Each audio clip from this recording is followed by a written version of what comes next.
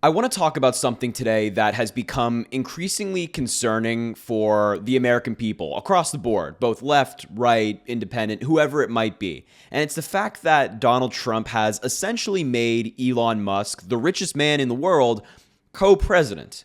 Like, Elon Musk is accompanying Donald Trump on foreign trips. He's listening in on calls between Donald Trump and foreign leaders as Trump is president-elect.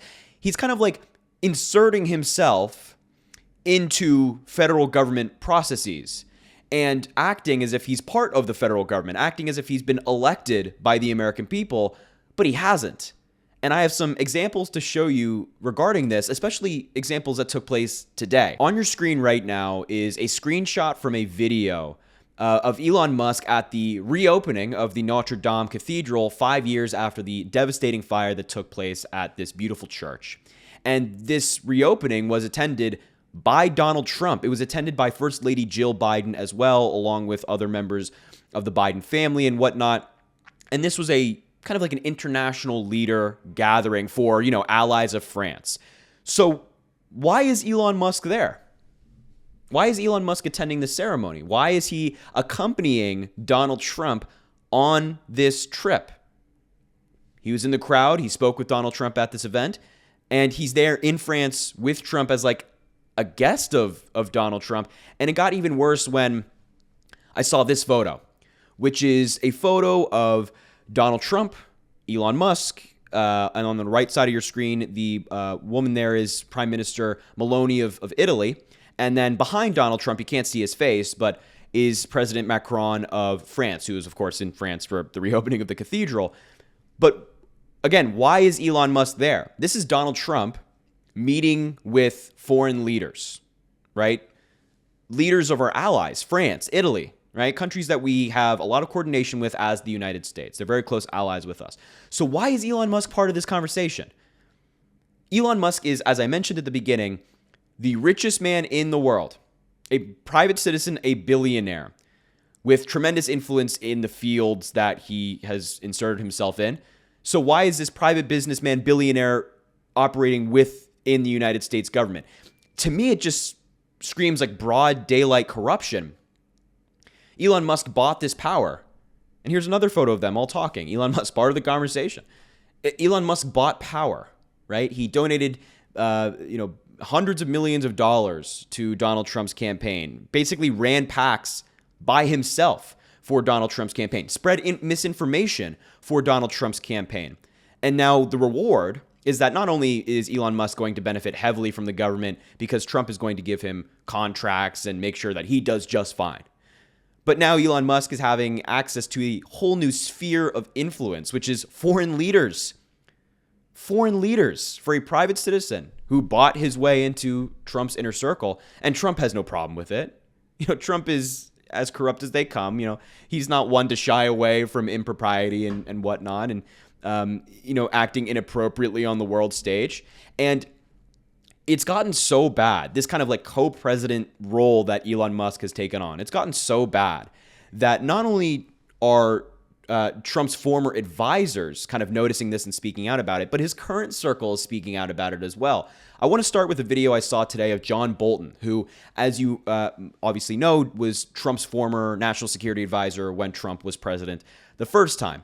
And he noticed this trend as well, and he brought up an interesting point. So I wanted to show you here. We'll take a listen. It's Elon Musk, who we've seen, of course, by his side on the campaign trail and now in the transition, but also increasingly in the middle of a lot of these conversations with foreign leaders and in the conversations about foreign conflicts. What do you make of that?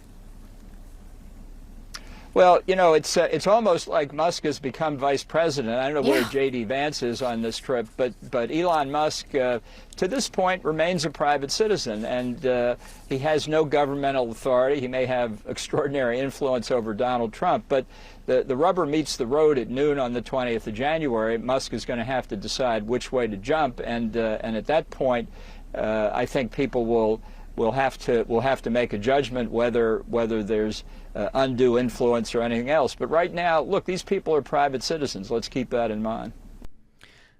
Now, I don't agree with John Bolton on like anything, right? He's a lifelong conservative Republican. He's very much on the right, but he's absolutely right here. Where's JD Vance? The actual vice president-elect of the United States, who in his own right is crazy. But where is he? He's not on this trip to France. He's not talking to foreign leaders at the reopening of the Notre Dame Cathedral. It's Elon Musk acting in that role. It really seems like Elon Musk has become vice president. And I don't think that anybody has really seen JD Vance since the election. Like, just think to yourself right now, because I've done this and I can't think of any examples. When was the last time you saw JD Vance in public? I don't know. He's the vice president-elect, and we don't see him.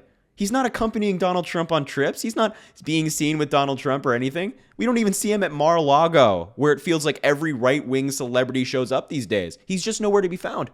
And as I mentioned, not only former advisors like John Bolton, but current advisors as well of Donald Trump's are getting sick of Elon Musk. We have some reporting from NBC News that took place a while ago showing that this trend has not, halted, but it's continued only. It continues to be a problem for Trump, his campaign, and all the people around Donald Trump. They don't like Elon Musk.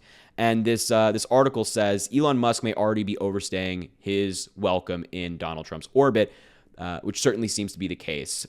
Tech billionaire Elon Musk was handed a major win Tuesday evening when Donald Trump announced that he would lead the Department of Government Efficiency with Vivek Ramaswamy. The announcement reinforces the closeness that Musk has managed to achieve with Trump even after the election. But for some people in Trump's orbit, Musk's presence has felt overbearing. His presence has felt overbearing. Musk has been so aggressive in pushing his views about Trump's second term that he's stepping on the toes of Trump's transition team and maybe overstaying his welcome at Mar-a-Lago, Trump's home in Palm Beach, Florida, according to two people within the transition who have spent time at the resort over the past week. The sources said Musk's near constant presence at Mar-a-Lago in the week since the election had begun to wear on people who have been in Trump's inner circle longer than he has and who see him as overstepping his role in the transition. The sources spoke on the condition of anonymity because they're not authorized to speak publicly. And here's one of the most significant quotes of this article in my view. He's behaving as if he's co-president and making sure everyone knows it, one of the people said. And he's sure taking lots of credit for the president's victory, bragging about America PAC and X or Twitter to anyone who will listen. He's trying to make Donald Trump feel indebted to him, and the president is indebted to no one. So, very, very significant comments there. And it seems like this is just kind of like an observation across the board that, regardless of who you are, where you come from, or what your political ideology is, you're of the view that Elon Musk is acting as co-president. He's overstepping his authority in a significant way. He's basically taken the role of vice president as a private citizen who was not part of this campaign, but instead bankrolled Donald Trump's campaign. It's concerning. Every single American should be looking at this as if it's concerning. A private citizen should not be able to buy their way into the inner circle of the president or the president-elect or, quite frankly, any elected official, top down. So this is definitely something I'm noticing. I think a lot of people are noticing it as well. The absence of JD Vance, the presence of Elon Musk, and it is concerning. It's something that I think everybody should be thinking about at this moment in time, and we'll see how this continues forward. I think John Bolton made a good point that when January 20th comes along, there's going to have to be a decision made by Elon Musk as to what he's going to do. Are you going to be part of the government or you're not going to be part of the government? We can't do this middle of the road thing where you kind of go back and forth. Right? It's not how the government works. It shouldn't be how the government works. Anyway, just wanted to bring this to your attention. I appreciate you watching. Make sure to subscribe down below. I really appreciate it. Also, drop a like on the video, comment. Let me know what you think about all this. And as I always say, I greatly appreciate you, and I hope you have an amazing rest of your day.